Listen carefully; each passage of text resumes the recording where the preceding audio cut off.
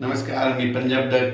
आज आहे 4 मार्च 2025 आणि राज्यातल्या शेतकऱ्याला सांगतो की काय झालं की खूप शेतकऱ्याचे फोन आले की पूर्व विदर्भातले आले, पश्चिम विदर्भातले आले, मराठवाड्यातले आले, पश्चिम महाराष्ट्रातले आले, उत्तर महाराष्ट्रातून फोन आले की आभाळ खूप फिरतंय, वारं सुटलंय, मग पाऊस येईल का.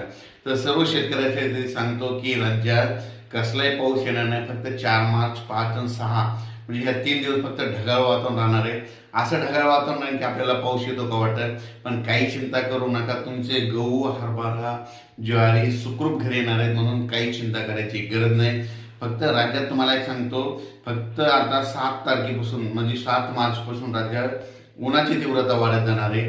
म्हणून हे लक्षात येतं. म्हणजे तुम्हाला सांगितलं, विदर्भ, पूर्व विदर्भ, पश्चिम विदर्भ, उत्तर महाराष्ट्राकडे 40 अंशापर्यंत पारा जाईल, म्हणून हे लक्षात येतं. मराठवाड्यात देखील 40पर्यंत जाईल. फक्त पश्चिम महाराष्ट्रात मात्र 39, 38, 39 अंशापर्यंत पारा जाईल, म्हणून हे लक्षात येतं. पण राज्यात मात्र सध्या आहे म्हणजे सांगायचं झालं तर 20 तारखेपर्यंत कसलाही पावसाचं सावट नाही, अवकाळी पडणार नाही, गारपीट होणार नाही. त्याच्यामुळे काही चिंता करायची गरज नाही.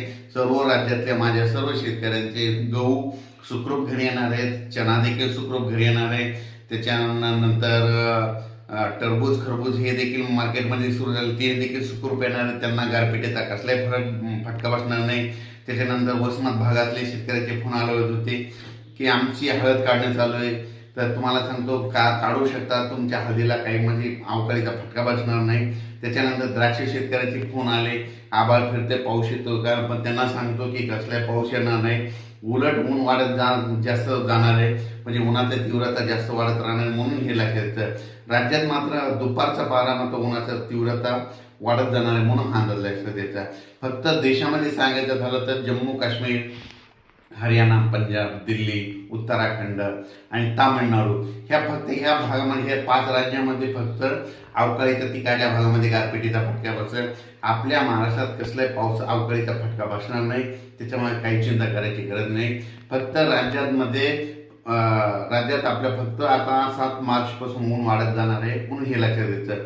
पण आता 4, 5 आणि 6 ह्या 3 दिवस मात्र ढगाळ वातावरण राहणार आहे, पाऊस काही येणार नाही. त्याच्यामुळे काही चिंता करायची गरज नाही. अचानक वातावरणात बदल झाला तर लगेच एक मेसेज दिला जाईल. धन्यवाद.